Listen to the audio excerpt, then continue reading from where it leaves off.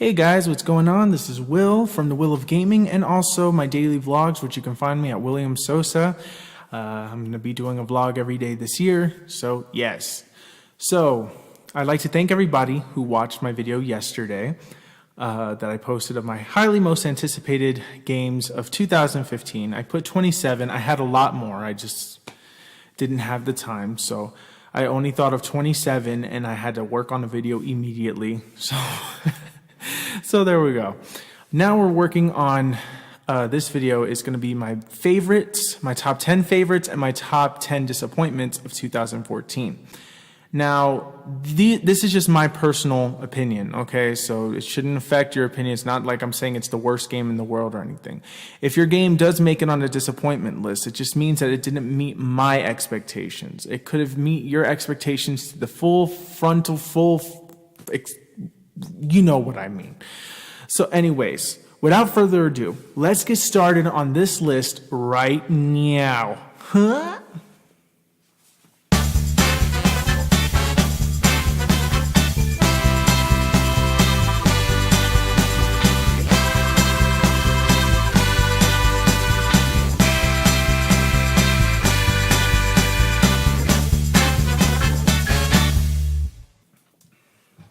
Coming in at number 10 of my most disappointed game list is Titanfall. Titanfall was fantastic when it first came out. I mean, I had so much fun. I remember I got invited to the beta, me and my friend. We were playing some Titanfall. And then I just don't know what happened. It was fantastic. Angel Haven was fun and I loved that map. But when the full game came out and then they showed like the other 14 maps, I just didn't have fun anymore. Like it wasn't fun. Like, I'm just like, I don't know what happened. I mean, I had fun with my friends for a while because we all played together. And then I just lost interest. You know, the maps got really boring. Then there was no single player. So therefore, I didn't care anymore. And now I don't have Xbox Live anymore. So therefore, that's another thing that I lost interest in Titanfall. Titanfall was a really big game, but it was really short-lived. It just did not meet any expectations. I didn't really have any expectations. It did exactly what it did, but it was short-lived, and therefore it got replaced by other games. Coming in at number 10 of my favorite list is Middle-earth: Shadow of Mordor. Now, this is a Lord of the Rings. It's in the Lord of the Rings lore. And this game was actually a surprise. I wasn't going to get this game. I got this game because of the reviews I saw for it, and it was really good. And the combat actually looked really good. I actually forgot that this game even existed. It was literally a sleeper hit for me.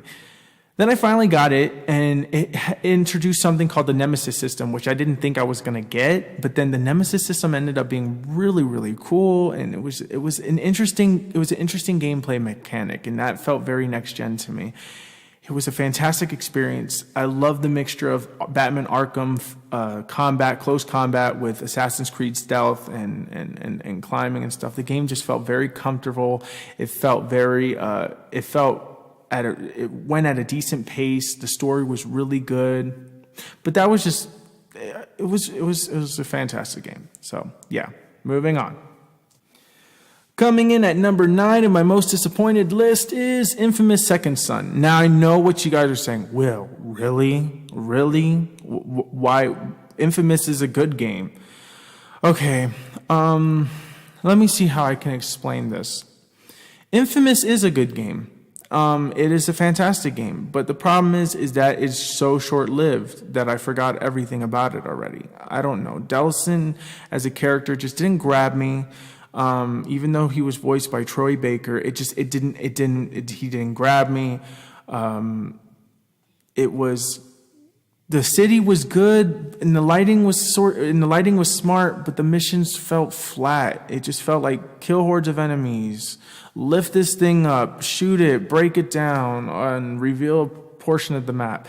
And then when you finally get a really good power or a new power, you get it at the end of the game, but you already done all the missions already at this point, because that's the way I play. I do all the missions. So I didn't even have time to use it.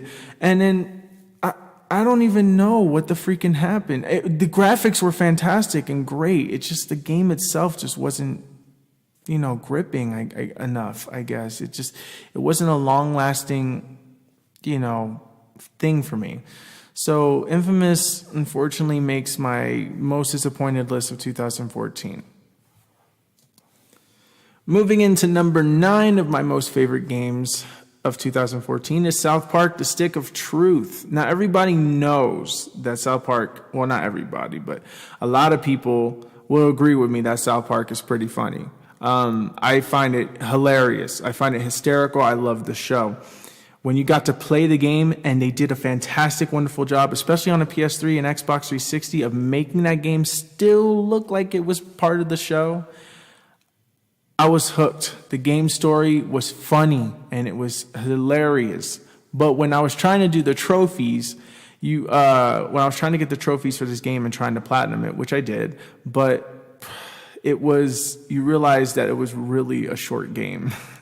And this was an RPG game, so I was expecting it to be a little bit longer, but it was still a great game. I mean, despite what it was a fantastic game.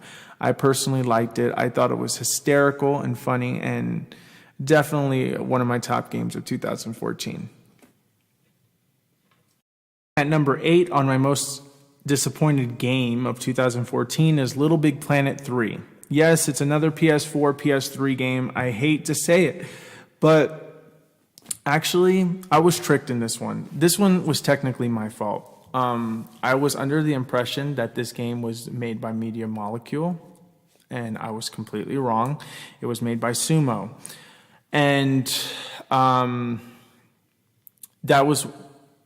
the game looked like Little Big Planet, played like Little Big Planet, had all the customizable features like Little Big Planet, but the story is so boring. Oh my God, I can't even finish this game yet because the story is boring to me. I understand it's Little Big Planet and whatever. Even when you're playing with a friend, I still get kind of bored of it. I don't know what it is. I hate it. I don't know what they did with it. I'm having trouble understanding the accents. Even though Hugh Laurie is doing one of the voices and stuff, it's not interesting enough to me. And even though Stephen Fry is there, and I still love it, I still love his voice, but Hugh Laurie, I don't know, man. I don't know. His voice acting just didn't work for me. And then on top of that, the game was glitchy as all hell. You go in limbo, you die infinitely. There's times where you get stuck in places. It was just a mess. It's a mess. Coming in at number 8 on my favorite list is Dust and Elysian Tale. First off, I was going to completely ignore this game. Sony gave it away as a PlayStation Plus game, and technically this game came out in 2012 on Xbox Live for the 360. But I never heard of this game until this year. And technically it was released on PlayStation 4, so this does count this year. So PlayStation gave this to us for free. And Boss recommended that I played it because I wasn't going to play it. I always say this to myself with PlayStation Plus games. I download the games and then I never play them. I just have them there and I have them sit there and then I just never play it. I never get the urge to, nothing, not even to try it for a second. And that's bad. That was really bad of me. So my friend Boss, which you need to follow him on YouTube, by the way, but he hooked me onto this game. He told me, Will, just try it. And then so I said, okay, so I'll try it. Played it, absolutely loved it. I got so hooked into it, and I even did a whole walkthrough on the Will of Gaming channel, and it was just utterly fantastic. This game is a great thing. If you've never played this game, and this is a definite recommendation. You can also get it on PC on Steam. It is a fantastic, fantastic game to play. It is something that definitely needs to be played. Coming in at number 7 of my most disappointed games of 2014 is Dance Central Spotlight. Dance Central Spotlight. The reason why this disappointed me is it's not really Harmonix's fault. I blame Microsoft on this one. They decided when this game was announced, they decided to opt out to take the camera off of the Xbox One. And even though that was great, it meant cheaper consoles for everybody to get and stuff like that. It means Kinect games are they're null and void.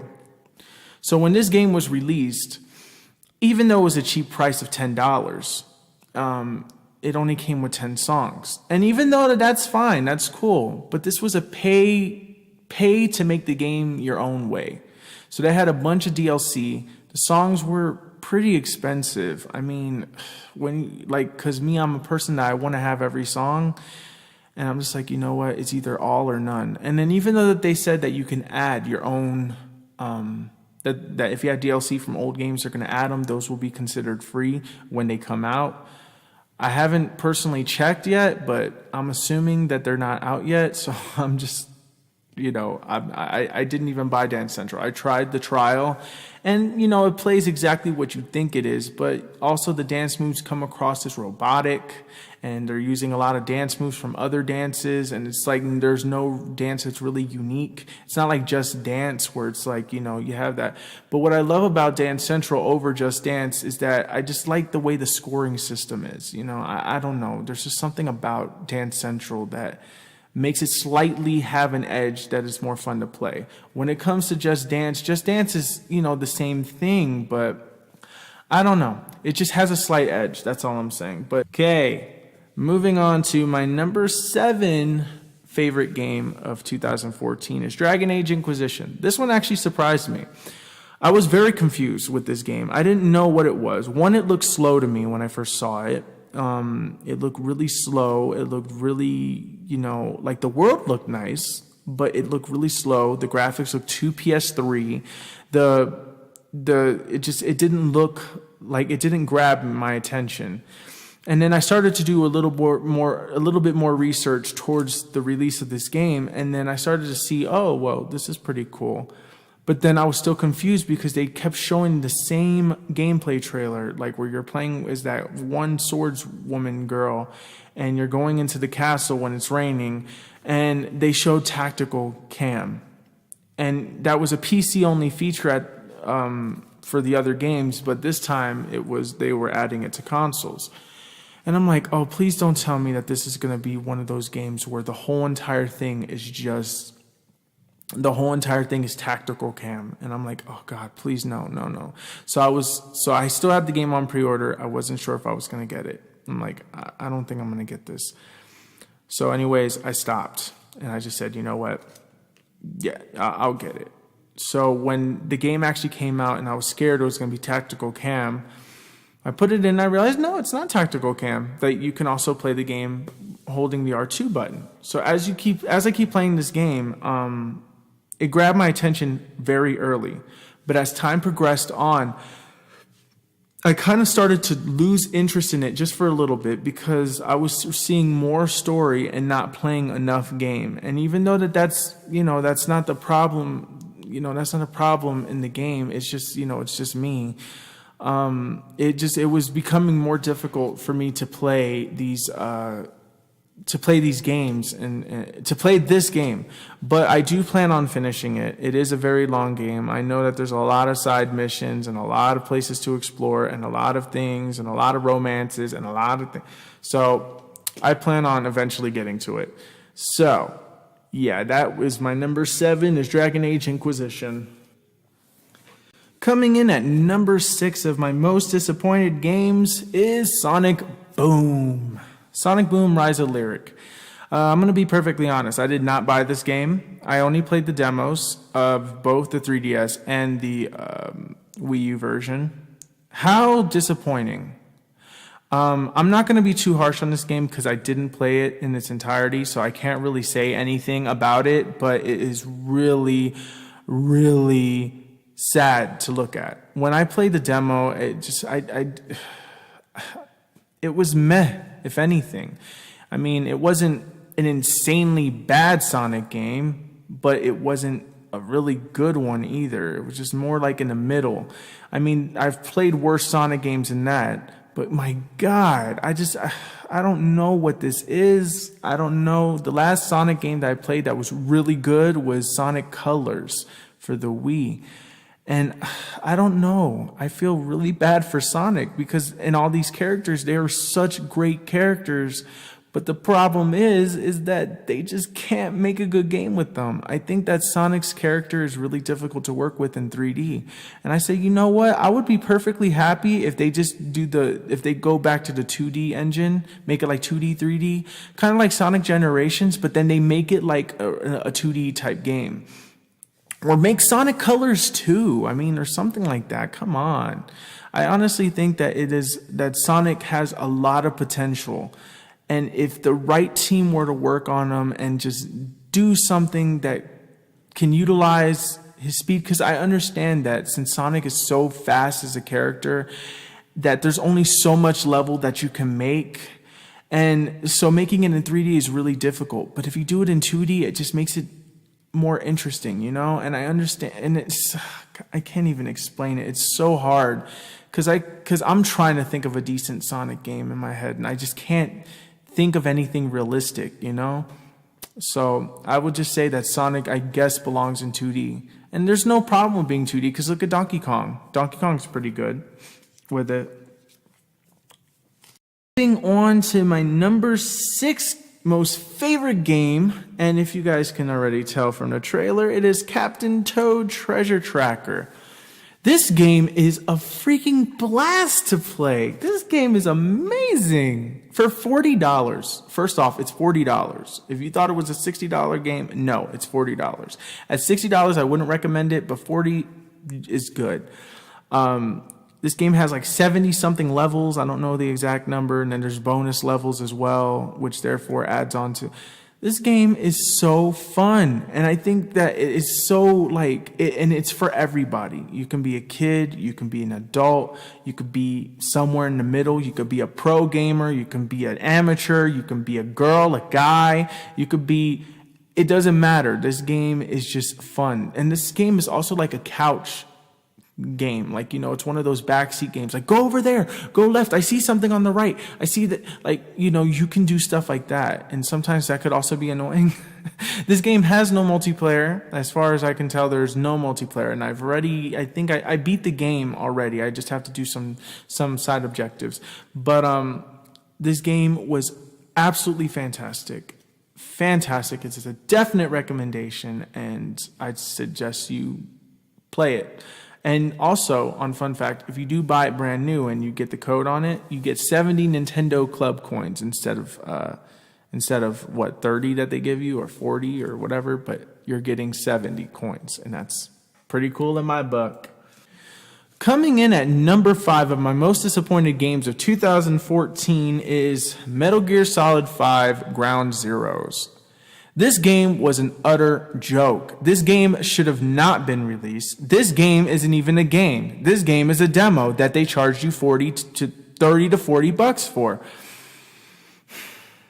That is some bull. I'm sorry. That is some bull. This game, look, I'm not going to call it a game. This demo should have been on Metal Gear Solid Phantom Pain. It should have just been included with it. It should have just been the prologue to the story that started Phantom Pain. It should have been free on PlayStation Plus. It should have been $5. Something. It should have been bundled. If you pre-ordered something, if you pre-ordered a Metal Gear Solid Phantom Pain, you would have gotten this game for free as a bonus or something. Why couldn't they just do something like that? Why would you release something like this, charge $30 to $40 for it, and then expect whatever? This game may have been fun for some few, but I did not have fun with this. I bought it. Yes, I bought it, and I bought it for like $30. But I bought it with trade-in stuff, so I traded in stuff. GameStop. But I can't believe I spent money on that. At least I got some money back when I traded it in. At least I still got like $20 back for it. So, oh well, I lost $10, but whatever. That game ain't even worth $10. I'm sorry. If you like Metal Gear Solid, I understand if you're a Metal Gear Solid fan and whatever, but I believe this is one Metal Gear Solid game that you can skip. This demo is something that you can skip, but I understand that at the time, we were desperate to play games on our PS4. If you were a person that had one console, you were desperate for games, because even Nintendo didn't really have any good games at that time. except for, 2 games. But seriously, it was drought, and I was thirsty, and I needed something to quench that thirst. And unfortunately, I got Ground Zeroes, and I was massively disappointed. It was only an hour long, and there were some side missions, like an hour and 17 minutes at most.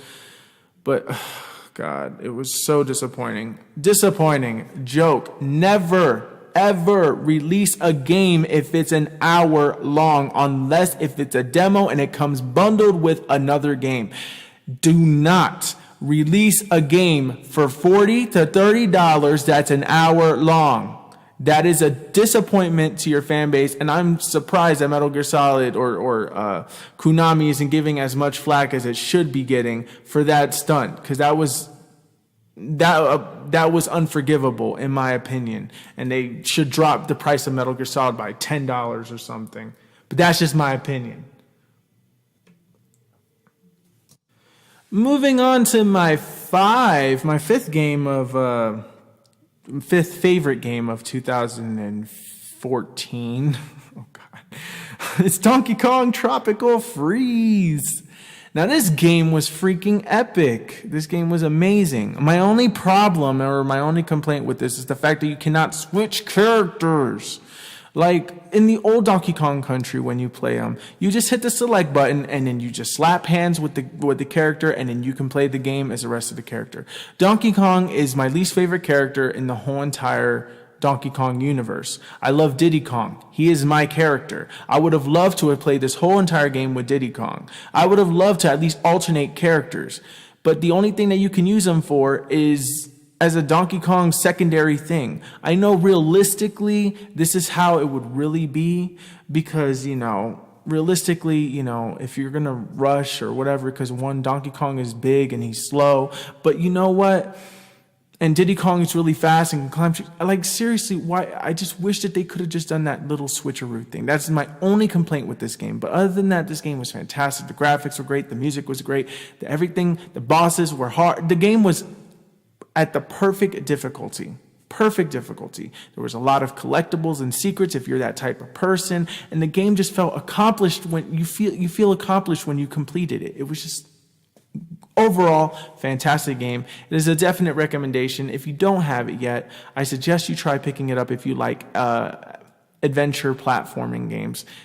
Definitely a recommendation.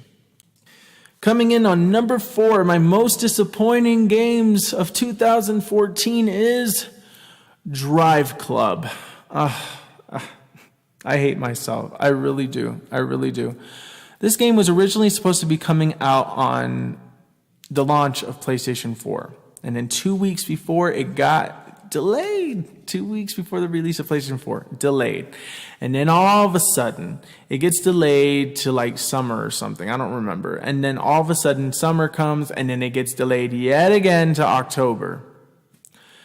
Which is not a big deal, because delays usually are a good thing. They means that the game, they don't want to release a half-assed game. Whatever. They want to release a nice game. Plus, Sony's going to be giving this game to us for free. They're giving the PlayStation Plus edition, So it's like technically I would have this full game for free by the time when it comes out. So, you know what? Whether I like the game or not, it's a win-win for me, right? Wrong. When October came of this year and Drive Club was released, this game was an utter disappointment. There was no weather controls. There was nothing but European cars. There was no variety in cars whatsoever. There was no, did I say no weather already? There was no weather already. I think I already said that. The courses were pretty good. The graphics were great, but people were complaining that the game penalized you too easily and all this stuff like that. And just like if you kept crashing into things, and it wasn't whatever. And then it didn't help that Forza Horizon 2 came out beforehand, and therefore, completely obliterated Drive Club in terms of everything. Drive Club graphically, in my opinion, looked superior, but it just wasn't there. And then on top of that, the whole purpose online did not work. So driving avatars didn't work, or whatever didn't work. And you couldn't create clubs with your friends and whatever. And then so all of a sudden, done. Then on top of that, Sony did not release it as a PlayStation Plus edition. And then they didn't even compensate those who bought the game. They did not do anything. They added weather and all that other stuff. And Drive Club is running better now. But unfortunately, first impressions are a thing. And if you fail to meet those first impressions, unfortunately, you're going to lose a lot of people's attentions on that game. So sorry, Evolution Studios. I hope you do better next time if you are given a next time. But seriously, graphically, it looked amazing. And that's all I got to say. Moving on. Coming in at number 4 of my favorite games of 2014 is Bayonetta 2. A lot of controversy surrounded this game. This game was nothing but controversy, but in a way that helped Nintendo. There was a freaking petition to get this game to sell 1 million copies because the Wii U lost third-party support. There was a bunch of, Bayonetta people being mad because they didn't want to buy a Wii U to play Bayonetta 2 because Bayonetta 2 is exclusive to Wii U. This game would have never been made. Nintendo picked it up. Sony had the opportunity to pick it up, but they didn't. Microsoft had the chance to pick it up, but they didn't. So Nintendo picked it up and said, oh, well, whatever. Because people complained that there weren't enough mature games on the Wii U. And there you go. You get a mature game. And then that mature game gets a lot of flack when the first one didn't even get that much flack. There was a lot of over-sexualization in the first one. And there's over-sexualization in this one. But nobody complained about it in 2000 and whatever it came out. 2008? I don't remember. It came out a while ago. And so nobody complained about it back then. Now it becomes an issue in this game. And then all of a sudden, it was just all over the freaking place. People were angry that Nintendo published it on Playboy or whatever. And Playboy was advertising it and something. And I don't know. But this game wasn't as over-sexualized as you think. Yes, there are clips. The clips that you show, that they show her pretty much butt naked or whatever. They show like a little crack of her thing, or they show a side boob, or they showed something.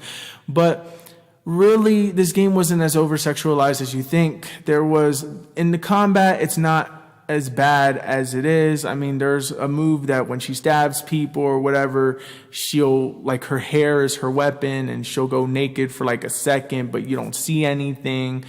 But you know what? This is not helping. This is not helping. The game wasn't over-sexualized in the cutscenes. In the cutscenes, it was mostly just a standstill. There was no movement in the cutscenes. There was just standstill and then just voice acting on top of it with a little reel that moved on the bottom and top half of the screen, and that was it.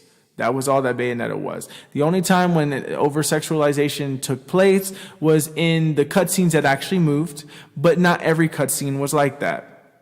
And yes, there was a lot of suggestive stuff. You know what? I'm not helping my case with Bayonetta 2. Bayonetta 2 is a good game if you give it a chance. It comes bundled with Bayonetta 1 if you buy it brand new. For $60 game, you get 2 games. And if you never played the first one, then you're good. This game is good for beginners.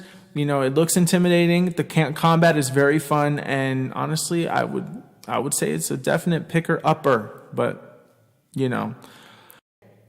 Moving on to number 3 of my most disappointed games of 2014 is The Crew. My friend Trent got access to the beta really early, and I think he got it for PC. So, of course, the PC version looks obviously better than the console version. And so he was telling me about it, and he said it was kind of fun, and then he told me that it wasn't fun, and he just kept going back and forth with it. So I'm just like, okay, well, I guess I don't know. I don't know how he really feels about it. It's something that I have to experience for myself. So they were giving the betas for the consoles, and then I got invited to the beta for the consoles. So I played it. And I got literally that freaking intro was so freaking boring. I just couldn't get into it. I'm just like, okay, never mind. Then I saw graphics. The graphics really bothered me. And I'm like, okay, this game comes out in 4 months? I mean, and I understand this is a beta, but nothing really helps in these betas because some games look exactly like the alpha phase, and that was it. So I don't know.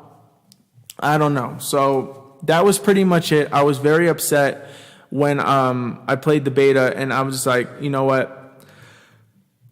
I'm not buying this game. I love the concept of it, though. I was actually pretty excited for it because I like the idea that you could play with friends and they can be in different parts of the map and all that stuff. But it was a Ubisoft game. And of course, I should have known better that it wasn't going to be what I thought it was going to be. So therefore, that's why this game, The Crew, gets number 3 on my list. So sorry, guys. I'm really sorry. If you like the game, you love the game, that's fine. That's absolutely fine. I don't like it.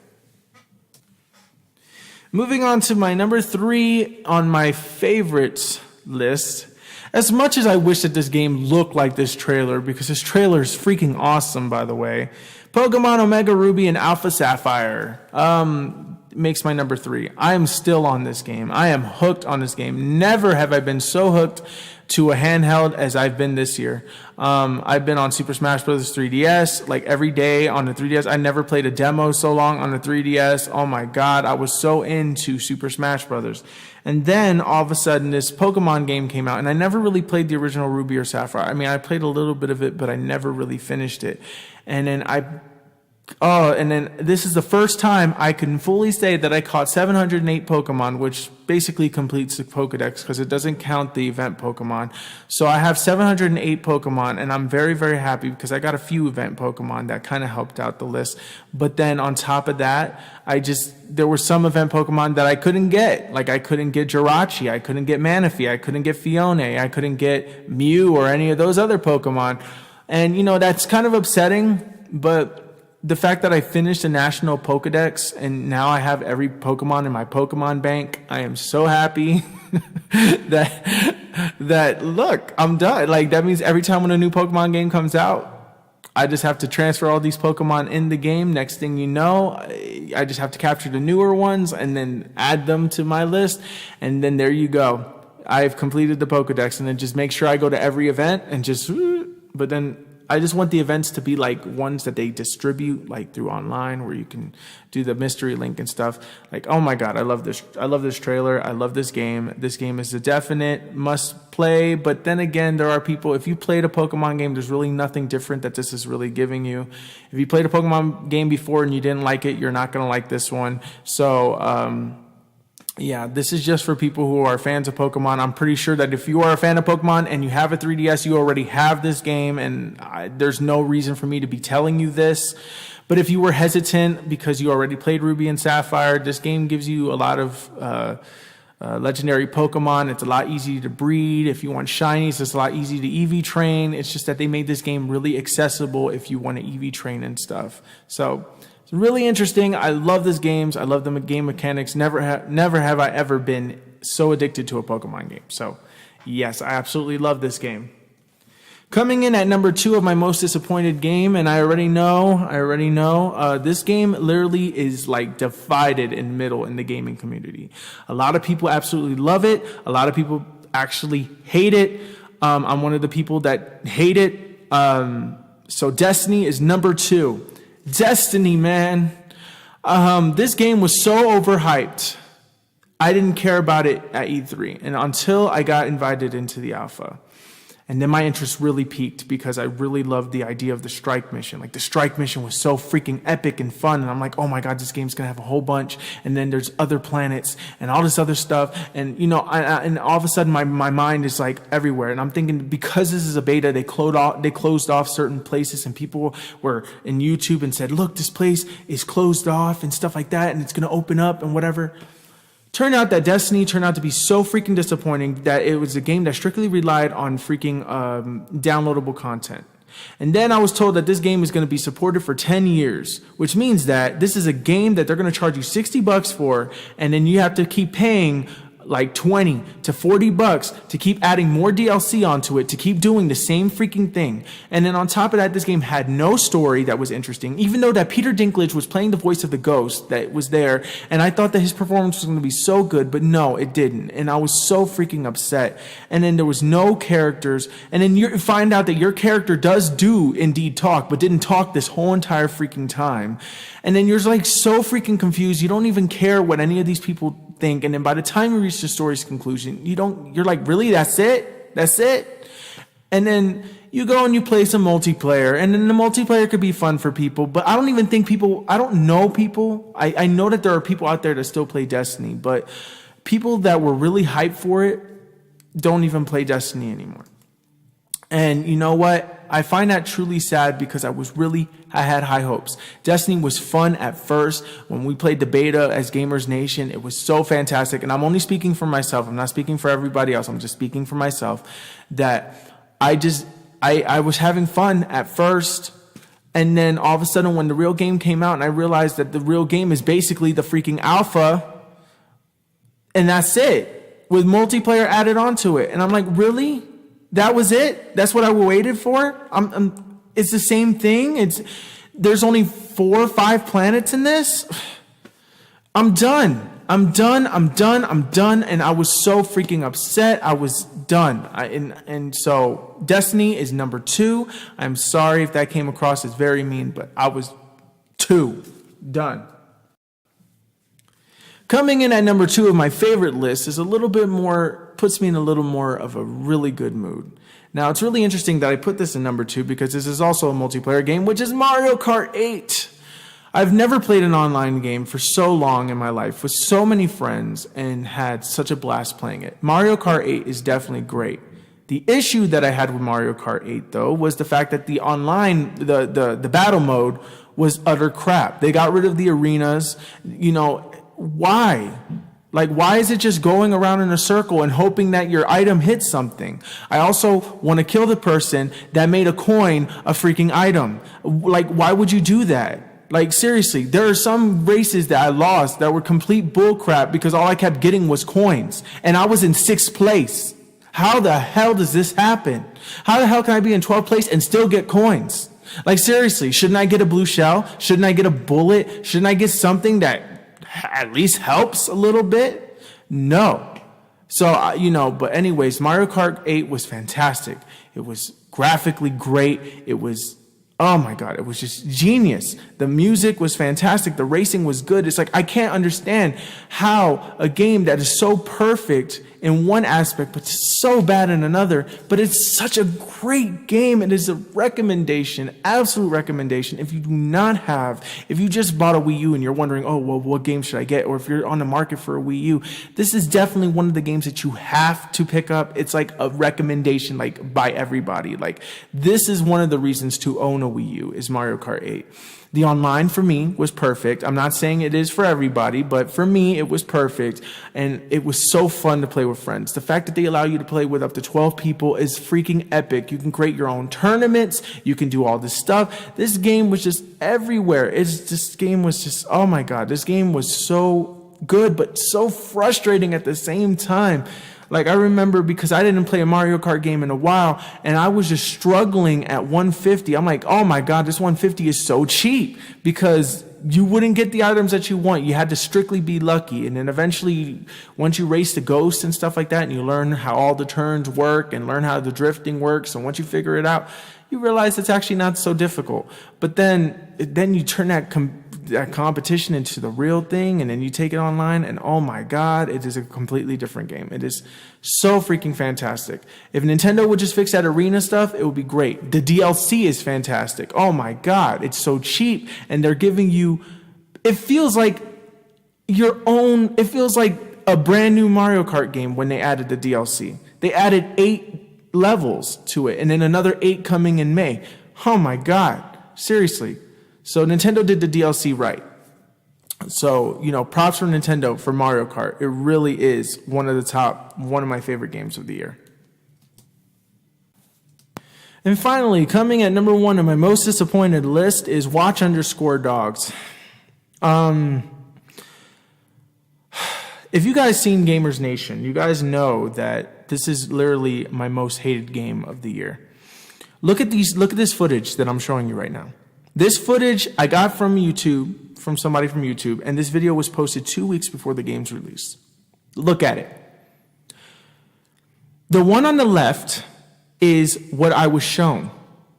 And I was made to believe that that was PS3, which I didn't believe. It was next gen. People believed that it was too next gen for it to be, whatever.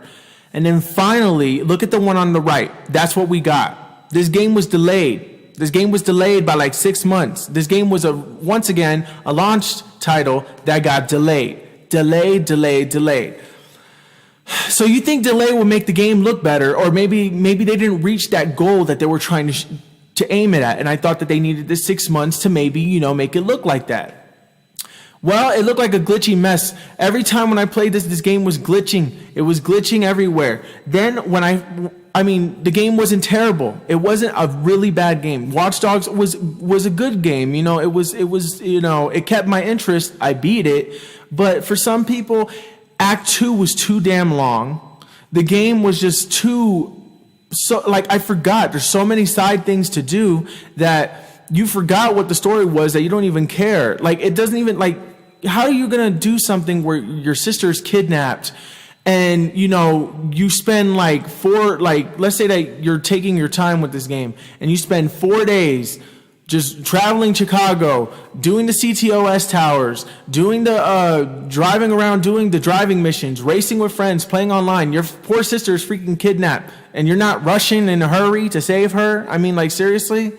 They would have killed her with the amount of length it took. But I understand it's a video game, so I'm not putting that against it. But I'm just saying, there was also other things in the game that took me out of the experience. Every time they put reflections in windows. But for what? When you looked at the reflections on any window, whether it's the car window, whether it's a store window, whatever it's something, whenever you look at something, you don't see anything. You see the same reflection everywhere. Even I was in an alleyway. I looked at a reflection in the window to look behind me that there's a wall. There's a wall behind me. There's no road, nothing. It's just an alleyway. How the hell is there a road with street lights and stuff like that in the reflection of this window? And it's the same on everything. Don't believe me? Check it. There's also other things that really bothered me. The game had its good parts and its bad parts. The game looked really good at night and when it was raining. But then the game looked really bad in the daytime. Some of the missions, when the game first started, that first mission was really, really cool. I loved the way that they did it. But then some of the missions just got boring, got really, really boring. And I don't know. A part of me likes this game, but a part of me really, really hates it because it didn't meet any of my expectations. It was nothing to what I thought it was. I thought it was going to be a group of hackers and all this stuff like that. And it was nothing like that. It was nothing like that. I don't know. It was bad. It was bad for me. That's just me. Sorry I went on a tangent with this. But anyways, moving on to the final thing.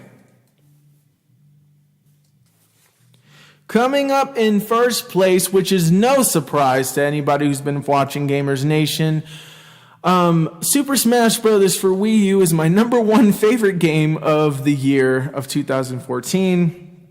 I plugged the shit out of this game. Every time I did a Gamers Nation episode, I could not do a whole episode without plugging this game's name in there because this game was the one that I was anticipating the absolute most. It was one of those games that I'm just look, I'm a huge fan of Super Smash Bros. I was a fan of Brawl, and I know that everybody competitively cannot stand Brawl unless if they play Project M or something. But seriously, man, Super Smash Brothers had everything that I could think of. The way that they advertised this game was utter perfection. That they did daily pictures every freaking day. That people were just waiting and refreshing I remember I was refreshing my page just hoping to hear Nintendo Direct, and I was dedicated to Smash Brothers. Or I was waiting for a new character. Or, it literally had me on the edge of my seat this whole entire time. My only problems with this game is definitely not perfect. It's not the god of all games, but my issues was that the single player, if you were playing this game by yourself, it's really lackluster. Smash Tour is a piece of crap in my opinion. All-Star mode is not what I thought it was going to be. I would have much preferred this Tower of Smash rumor that they had way back then.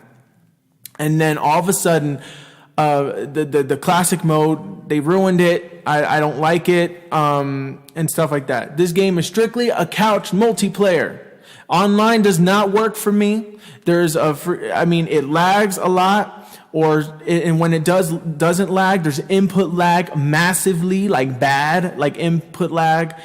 And eventually you do get used to it the more you play with it on, but seriously, it just messes up your game, and I don't like it. It makes the game feel slower to me. And so that's just my thing. Smash Brothers is a fantastic game. It is a definite recommendation if you liked previous Smash Brothers. I don't know if you're new to it. You may not like Smash Brothers because it is a difficult game to get started with. If you're a beginner, you're going to be falling off the sides a lot. You really need to put practice and have a little bit of patience to play this game. This game isn't a combo horde game like Street Fighter or Killer Instinct or anything like that, where you have to memorize a bunch of button presses and things like that, and then your character does amazing things. No, this game is simply you just tap the A button pretty much a lot, and then the B button for special things, and you just have to know how to recover yourself on the stage. The objective of this game is really simple. There's different game modes that you can play. You can play with items on, off. You can play every level, final destination. You have customizable music. This game was just everything that I needed. This game was everything that I wanted. And this game was such an epic way to end 2014. It was just full of disappointments, and that was my only holy grail that I could go to, and that was it. And then when I finally got Super Smash Brothers, I was so freaking excited. It was like holding the holy grail. I even cried during the unboxing video. You can watch it if you want to. But oh my God, it felt like whatever. Now, the amiibos on the other hand, was an issue. I didn't like how Nintendo portrayed that. But anyways, that has nothing to do with this list, so I'm not going to talk about it. But anyways, thank you guys so much for watching this video. If you guys, I understand that this came across as a fanboyism thing type video. I know that's people are going to think like, oh, he's pro Nintendo. All he is Nintendo. Look, I own all 3 consoles, okay? And I own all 3 consoles. And I played all these games. I bought these games, and except for Sonic Boom and Drive Club. But I bought all these games, and I didn't like them. I didn't like the disappointment ones. I love the ones that I liked, and I hate the ones that I hate. That's just my opinion. If you enjoyed it, go ahead. By all means, enjoy it. I don't care. Go ahead. That's you. But this is my personal opinion on the list. If it comes across as I'm a Nintendo fanboy, then so freaking be it, because Nintendo rocked it this year. I don't care what anybody says. Nintendo sure had a 2-year head start before all these other consoles are to make these games, but Nintendo didn't even have third-party support, and they still made it work. You know what? Nintendo did the best thing that I could possibly do this year. They screwed up with the amiibos, but as far as that goes, Nintendo did every step right. I hope Nintendo doesn't mess up in 2015. I believe that if they could just continue going the route that they were going before Smash Brothers released, if they could do that for one of their other games like Zelda or Star Fox, or if they have like this Pokemon adventure game that I've been dying for, maybe this would actually be really good. I really get a really good feeling that this is going to be fantastic, and I'm really excited. I'm very excited for this year of games. It's going to be competition, because now once the 2-year mark hits, that's when the competition really starts to come out. So now Wii U will technically be on its 3rd year, and Xbox One and PS4 are going to be on their 2nd, and that's when the games are going to start coming out. So this is the part to get excited. Maybe it may not excite you just yet. Maybe next year will be the one that excites you. But man, I'm so excited. Fighting games are coming this year. I'm very happy, and oh God, it's just a great year to be a gamer. Anyways, thank you guys so much for watching. Let me know what your favorite top 10 or your top worst games of the year. Let me know if you agree or if you disagree. I don't care. Just let me know what you think. And I hope to see you guys at a later time. Bye.